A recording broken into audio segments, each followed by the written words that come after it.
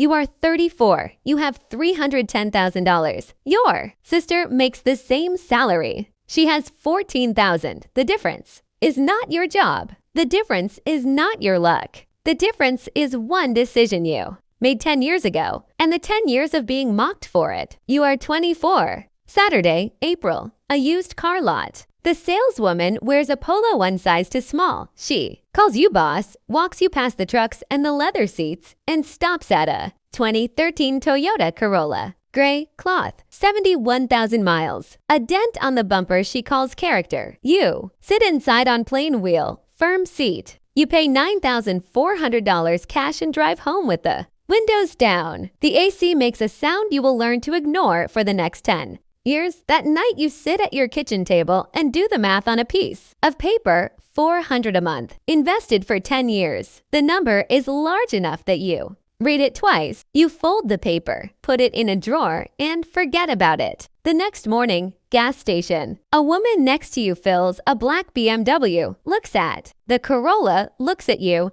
and says nothing. At the office, a coworker named Megan parks beside you. Megan drives an Audi she cannot afford. She laughs. Girl, is that yours? Did you lose a bet? A month later, lunch with Diane, your father's oldest friend, 26 years. In finance, you tell her you got a deal on the Corolla. Diane does not say, good job. She chews, swallows, and asks, do you know what a car actually is? You say transportation. She shakes her head. Most people don't buy cars. They buy permission. Permission to feel successful, to be seen, to stop asking who they are. You stop chewing. The Corolla, she says, is the first time you didn't buy permission. She wipes her mouth. You don't know it yet, but this will be the most expensive lunch anyone ever bought you. You are 26 now. The Corolla has 89,000 miles. The seat squeaks. You've stopped hearing it at a coffee shop. The lot fills with Teslas and BMWs. Your Corolla looks like a joke. Nobody laughed at. That afternoon, Maya calls. Your younger sister, 23, 8 months into her job. I bought a car, she says. 2023 a cura.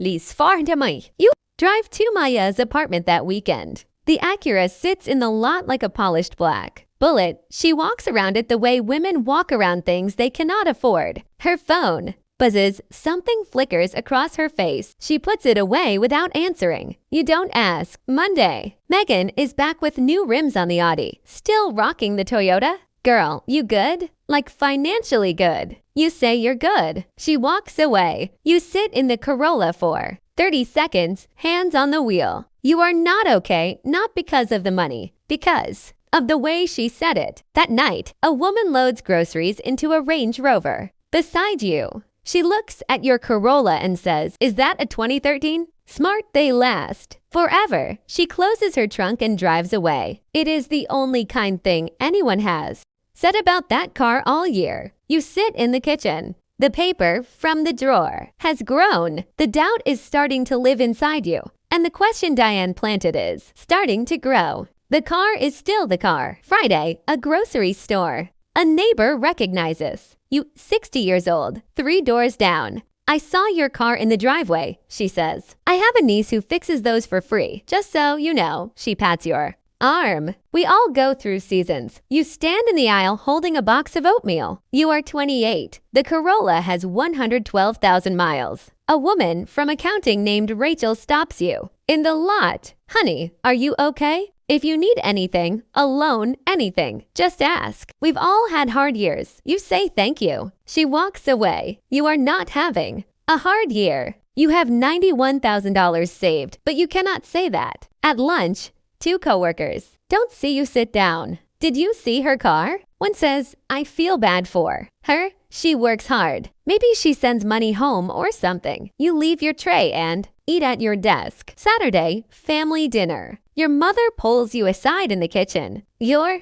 father and I talked. We can help with a new car. Just a little, you say. You don't need help. She says, it's okay to need help. You hug her and change the subject. That night you pass Maya's apartment. Her phone lights up on the dashboard with a bank notification. She doesn't see it. You drive past. You are 30. The Corolla has 136,000 miles. A new sound starts under the hood. You ignore it. Her name is Sarah, a nurse 8 months in. She drives a Honda Fit and has never said a word. About your car. At a friend's wedding, Sarah holds her dress in her lap so it doesn't catch on the seat belt. The lot is full of Range Rovers, Teslas, a Porsche, a G-Wagon parked at an angle. Wow, Maya's doing really well, isn't she? She says, it is not cruel, just an observation, which is what makes it worse. At the reception, Maya arrives in a brand new electric SUV. Sarah's face changes. She tries to hide it, but you see it. Maya hugs you, smelling like perfume that costs more than your monthly grocery bill.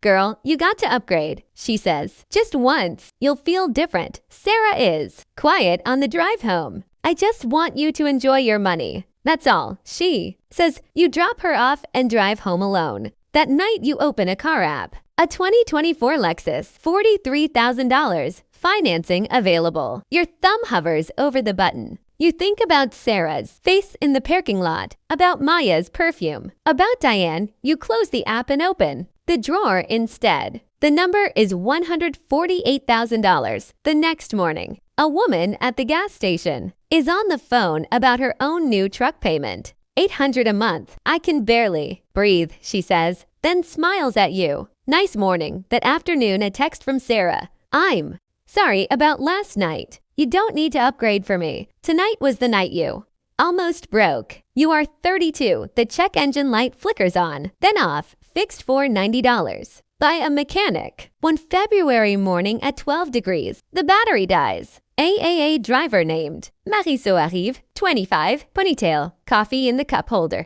She opens the hood, connects the jumper, cables, and looks at the Corolla, then at you. 8 years, same car. She asks, shaking her head. My mom drove a Camry for 19 years and paid for my college with the money she didn't spend on cars. Most people don't get it. They think she was cheap. She wasn't cheap.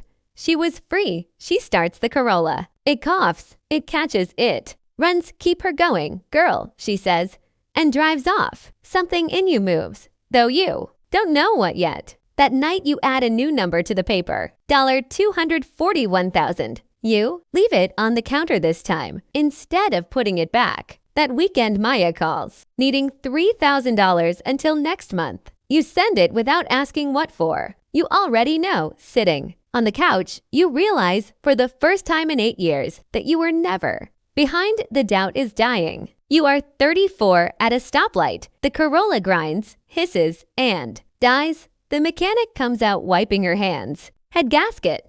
$2,800, she says. Honestly, I wouldn't. You sit on a bench in the warm sun. Open your savings account on your phone. $310,000. That afternoon, Diane calls. 68 now and retired. Heard the Corolla finally died. She says, your father told me. He's proud of you.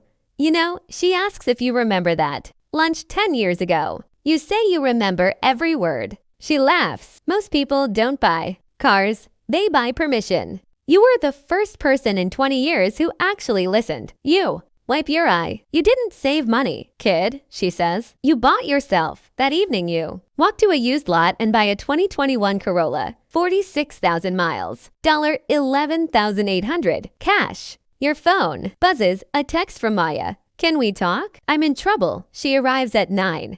Sits on your couch. 31 years old, looking 50. I owe $94,000, 3 cards. The lease, watch you make her coffee and sit across from her. How did you do it? She asks, be honest. You think about Diane, about Marisol, about Sarah. I stopped buying permission. You say she doesn't understand yet. She will one day. You drive her home in the new Corolla. The radio works. The heater works. The car does what cars do. Parked in your driveway at midnight, you sit for a minute and think about the woman at the gas station, the woman in the Range Rover, Rachel, Megan, Marisol, Sarah, your mother. They all saw a car. You saw the question. The question was never what you should drive. The question was always, who are you? You finally answered it. Maybe you're the one driving the same car for 10 years. Maybe you're the one secretly worried you should be. Maybe you're Maya. Either way, there's a question waiting in your driveway. Whether you answer, it is up to you. If you want to see what happens when you stop buying permission entirely, drive safe.